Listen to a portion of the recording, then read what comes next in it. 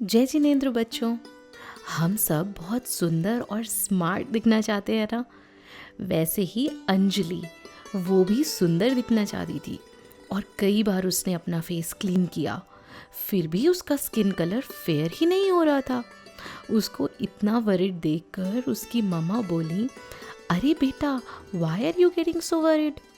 हमारी स्किन के कलर या हमारे लुक से ज़्यादा तो इम्पॉर्टेंट है हमारी सोल को ब्यूटीफुल दिखना।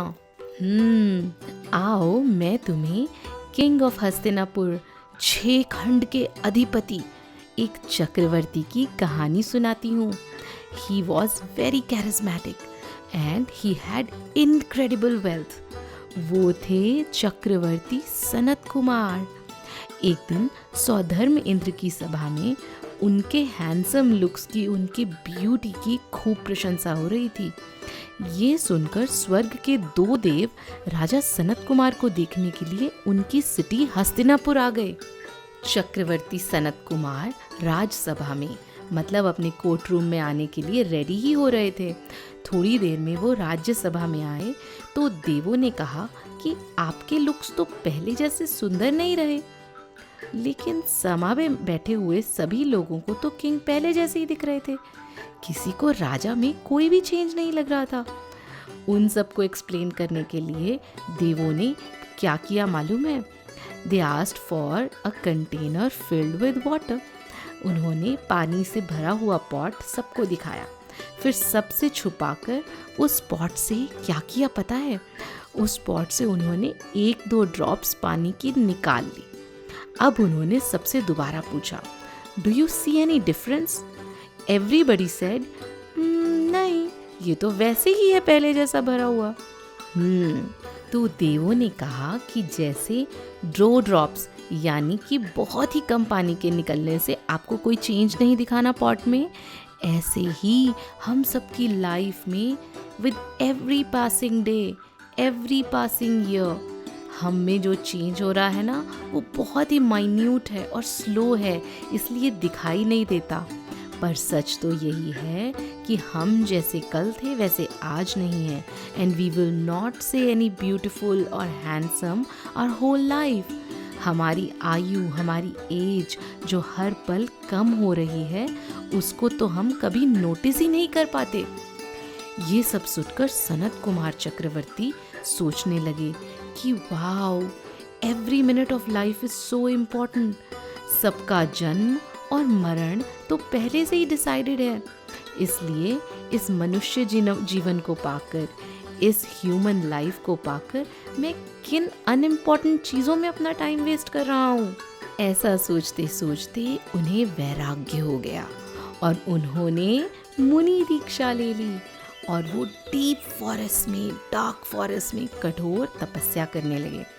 कुछ दिनों के बाद मुनिराज सनत कुमार को एक बहुत ही पेनफुल डिजीज हो गई, कुष्ठ रोग।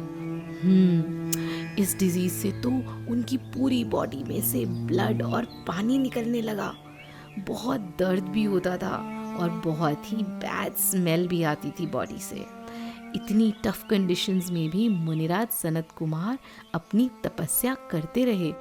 उनके इस कठोर तप की चर्चा तो स्वर्गलोक में भी होने लगी। सब देव कहते थे कि हम भी उनके जैसे तप कर पाएं, जो इतनी भयंकर बीमारी में इतना दर्द टॉलरेट करके भी अपने तप से नहीं हट रहे। Wish we also could do that kind of hard tapasya. तो उन्हें देखने के लिए स्वर्ग से एक देव वैद्य यानी डॉक्टर का रूप लेकर जंगल में मुनिराज के पास गए। और उन्होंने पता है सनत कुमार मुनिराज से क्या कहा? उन्होंने बोला, हे मुनिराज, आपको कैसी भी प्रॉब्लम हो, कैसा भी रोग हो, डिजीज हो, मैं सब ठीक कर देता हूँ। मेरी मेडिसिन्स में तो मैजिक है, चमत्कार है। तो मालूम है मुनिराज ने कहा, मेरी डिजीज को तो कोई भी ठीक नहीं कर सकता।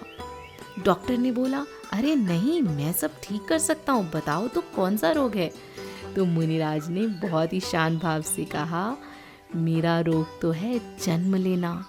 मैं इस जन्म मरण के रोग को, इस दुख को दूर करना चाहता हूँ। मुझे तो मोक्ष सुख चाहिए। मैं दोबारा अब इस लाइफ में बर्थ नहीं लेना चाहता हूँ। अगर इस डिजीज़ की दवाई तुम्हारे पास है तो दे दो मुझे। वैद्य ने बोला, मैंने तो इस डिजीज के बारे में पहले कभी नहीं सुना। तो वैद्य को समझाने के लिए मुनिराज ने पता है क्या किया, अपने मुंह से हल्का सा एक स्पिट किया और वो स्पिट अपनी वुंड्स पे लगा दिया।